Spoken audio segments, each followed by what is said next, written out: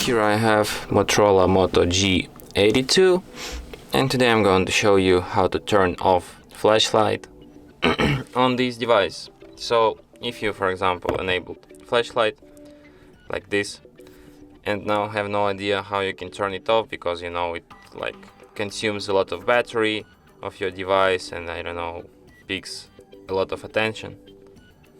So you just go to the upper bar and tap on the flashlight here, and as you can see, no more flashlight, but you can switch it by just tapping on this button here. So easy. And that's it. Thanks for watching. If you find this tutorial useful, don't forget to hit that like button and subscribe to our channel.